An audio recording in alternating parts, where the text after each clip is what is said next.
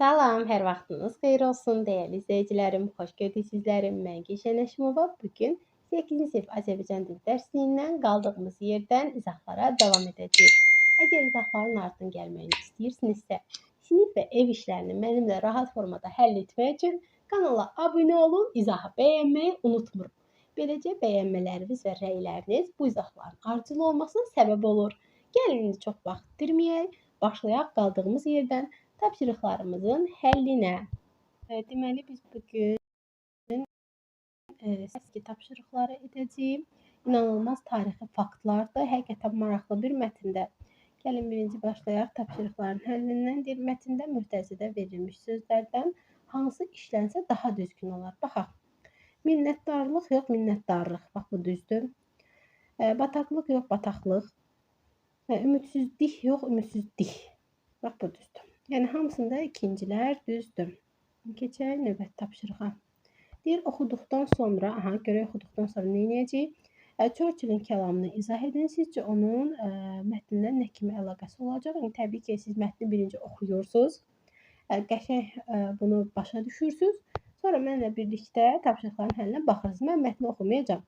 Çünki vaxt itirmək istəmirəm. Gəlin o Churchillin kəlamına baxaq. Bax, budur. Deyir ki, bütün əməllərin sənə qayıdır. Bizə deyir ki, oxuduqdan sonra buna cavab verin. Həqiqətən bu mətndən biz bu ideyaya gəlirik ki, burada deyir ki, bizə insan nə etsə, yaxşılıq da etsə, ona gec-tez qayıdır, pislikdə. Yəni, ona görə çalışaq elə yaxşılıq edək ki, bizə yaxşı əməllərimiz qayıtsın. Sonra burada suallar da var. Deməli, deyir, xilas olunmuş oğlanın hərəkətinə münasibət bildirin. Fikir verirsiniz, mətndə deyir ki, gəl biz gedək, ona təklif edir də fermer. Sən sakitləş, paltarını qurut, isin. Oğlan deyir, yox, atam məni gözləyir. Yəni, öz ailəsi üçün oğlan narahat olur. Yəni, bu da ailəsinə verdiyi dəyəri göstərir ki, öz ailəsi üçün narahat olur, öz valideynlərini üstün tutur. Buna da belə münasibət bildirdik. Sonra keçək digər tapşırıqlara. Churchillin bununla nə demək istədiyini söyləyin. Bunu da dedik onsuz. Sonra mülahizələriniz doğru oldu mu? Mülahizələrimiz, hər kəsin öz fərqli mülahizəsi var. Bizim də mülahizəmiz oldu ki, yaxşı və pis əməllər həqiqətən insana qayıdır. Bunun da doğru olduğunu düşünün. Yəni, ən doğru versiya bu ola bilər, amma sizin də fərqli fikriniz varsa yaza bilərsiniz. Sonra buradakı suallar gözümüzdən qaçdı. Deməli, burada deyir ki, sizcə bu dəfə oğlanı nə xilas etdi? Nöqtələrin yerinə hansı cavab olmalıdır? Baxın, burada deyir ki, bir neçə il keçdi. Fermerin oğlu əvvəl məktəbi, sonra Tibb Universitetini bitirdi. Bir müddətdən, bir andan sonra deməli, pensilini kəşf edən insan kimi bütün dünyaya tanındı. Bu deyir, Alexander Fleming idi. Müharibə başlamazdan əvvəl bahalı London klinikalarının birində həmin varlı cənabın ağır formada sətəncəm olmuş oğlunu gətirmişdilər. Və beləcə bu iynə onu xilas etdi həyatını. Yəni, fikir verirsiniz, cümləni belə tamamlayarıq ki, oğlanın etdiyi kəşf həmin şəxsin bir növ belə deyək ki, xəstəlikdən sağalması ilə nəticələndi. Və belə. Keçdik bura. Burada deyir ki, mətndəki sxemi, daha doğrusu mətnin aşağıdakı sxemə əsasən şərhi. Deməli, sxemimiz budur. Mövzu, ideya, tərkib hissələri, obrazlar və onların daxili aləmi, zaman, məkan. Mövzumuz nə idi? Mövzumuz yaxşılığın itməməsi, yəni yaxşılıq. Mövzu olsun yaxşılıq. Sonra tərkib hissəsi siz artıq bilirsiniz. Biz neçənci mətnlərdə işləyirik ki, 3 tərkib hissəsi var. Birinci mətnin giriş hissəsi, əsas, bir də sonluq. 3 tərkib hissə. İdeya nə olar? İdeya olar ki, edilən əməllər insana qayıdır. Belə götürə bilərik ideyanı. Zaman, məkan, zaman deməli 19-20-ci əsrlər idi. Təxminən onun yaşadığı illərlə əlaqələndiririk də. Məkan isə Böyük Britaniya, İngiltərə idi.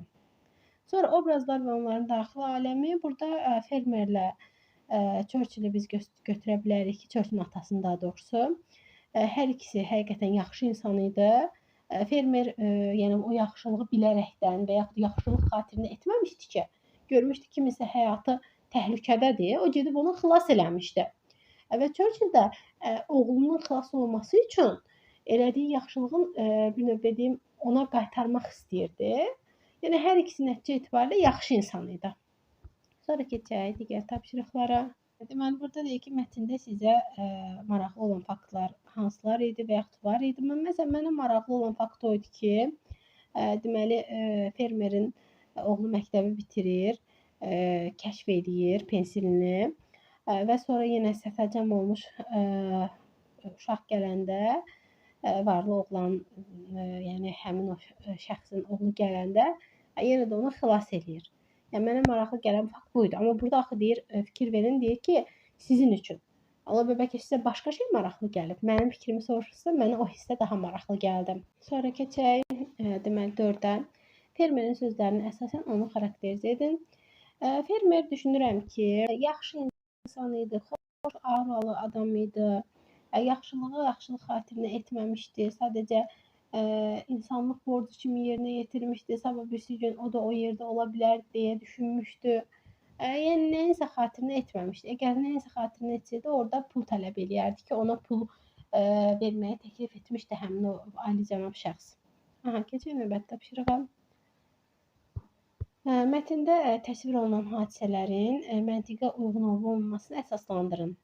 Təbii ki, hamısı uyğun idi. Yəni mən burada uyğunsuz heç nə görmədim. Yəni uyğun idi.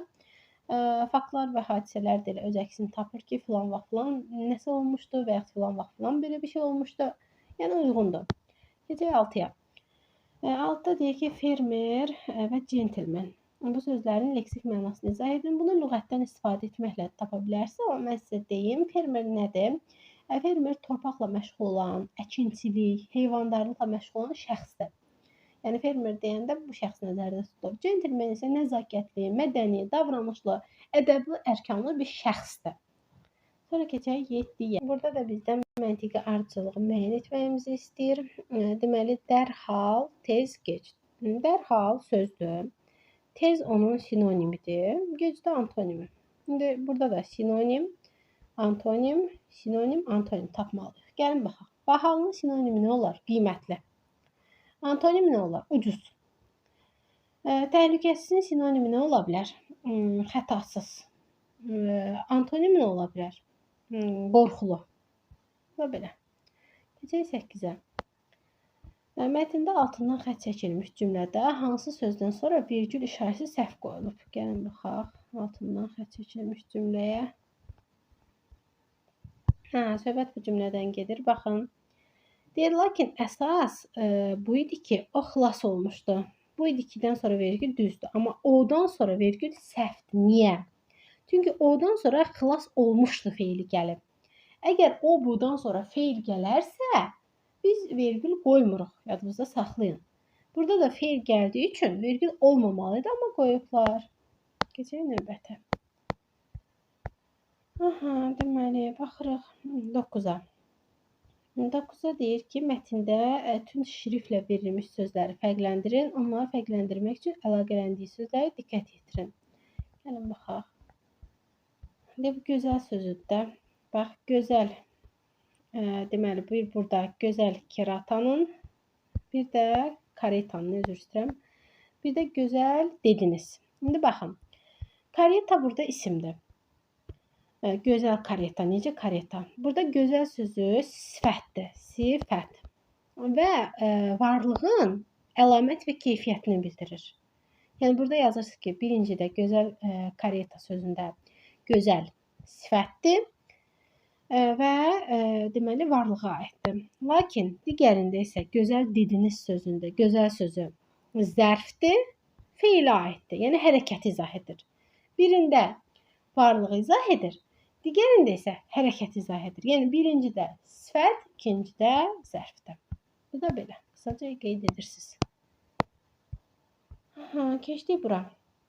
Mətndəki ikinci cümlədə necə sualına cavab verən cümlə üzvünü tapın. Həmin cümlə üzvünü təyin kimi götürmək olarmı? Fikrinizi əsaslandırın. Gəlin baxaq. İkinci cümlə. Deməli, buradan başlayır. İkinci cümlə deyir ki, bir Şotland fermeri bataqlığın yanından keçərək evə qayıdırdı. Deməli, evə qayıdırdı ki, Şotland fermeri. Bataqlığın yanından keçərək. Necə? Bataqlığın yanından keçərək. Deyəcəksiniz ki, mənim bu təyindir də. Xeyr. Niyə? Çünki burada araq ərək var. Araq ərək feili bağlamanın şəkilçisidir. Biz də deyirik ki, feili bağlama yalnız zərflik olur. Nə təyin, nə mübtəda, nə xəbər heç nə ola bilmir. Yəni feili bağlama ancaq zərfli olur. Əgər bu feili bağlamadsa, nə olsun necə sualına cavab verdi? Yəni necə sualına cavab verə bilər də feili bağlamada. Burada bir növ belə deyək, qəliz bir şey yoxdur ki. Deməli bu nə olacaq? Feili bağlamadır. Və niyə təyin olmadı? Fikrimizi əsaslandırdıq ki, feili bağlama təyin olmur. Ona görə təyin deyil bu. Nə olsun? Necə sualına cavab verəndə bəli, biz deyirik təyin olur. Amma bu təyin niyə olmadı? Çünki feili bağlamadı. Feili bağlamadı ancaq zərfli olur. Bu da bizim fikrimiz. Keçək. İndi burada 11-ci tapşırığı edəcəyik. 11-ə baxaq. İndi cümlələrdə fərqləndirilmiş sözlər deməli verilib. Həmin bu sözlərə sual verin və uyğunluğu müəyyən edin. İndi birlikdə edək. Deyir, həqiqi dostluq mənəvi fədakarlıqdır. Həqiqi dostluq, necə dostluq? Bu olacaq təyin. Düşməni öldürmək əvəzinə onu şəfqət və məhəbbətlə yola gətir. Deməli, şəfqət ilə, məhəbbət ilə bu tamamlıqdır. Səadət kamalla yetişər başa, xalqa hörmət ilə ədəblə yaşar. Kamal ilə. Bu da tamamlıqdır. Sonra keçək növbəti cümləmizə. Ağılla dərk edirik nöqsan cəhətləri biz. Nöqsanı dərk edən ağıllılar şübhəsiz. Ağıllıdır şübhəsiz. Daha doğrusu ağılla, ağıl ilə yenə tamamlıq. Sonra o skamyada oturmuş qocaya mərhəmətlə baxır.